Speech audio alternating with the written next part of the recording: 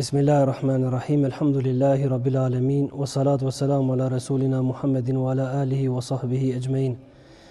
Me emrin e Allahut të gjithëmëshirshëm, mëshirëplotit, falenderimet dhe madhrimet janë për Allahun e madhruar, Zotin e botrave. Atë falenderojmë dhe vetëm prej tij falje, ndihmë dhe udhëzim kërkojmë. Me të vërtetë ndodhemi në prag të festës së madhe, të festës së Kurban Bayramit, një festë e cila është shumë dimensionale, një festë e cila na kujton devotshmërinë, sakrificën, solidaritetin, një festë e cila na kujton historinë e të dërguarit të Zotit Ibrahimit a.s., i cili e shpuri në vend premtimin dhe porosinë e Allahut madhruar.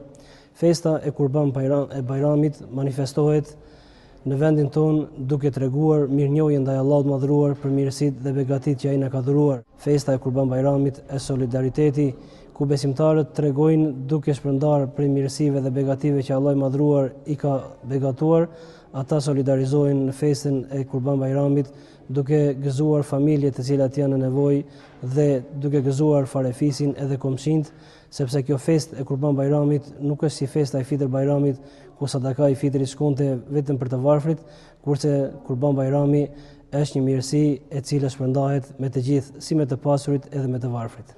Çdo besimtar të cilit Allah i madhruar e ka begatuar me mirësi dhe e ka mundësinë për të bërë kurban, duhet që të bëjë një jetë për të thërur një kurban, në qoftë se ka marrë për qëllim të bëjë një kurban, një dash apo një dele, duhet që kjo kafshë të ketë mbi 6 muaj.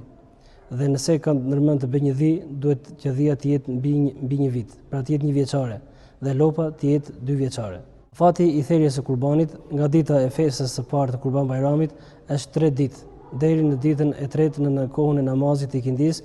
Kush nuk ka mundësi ta thërri ditën e parë, ka mundësi ta thërri ditën e dytë edhe ditën e tretë edhe me radhë.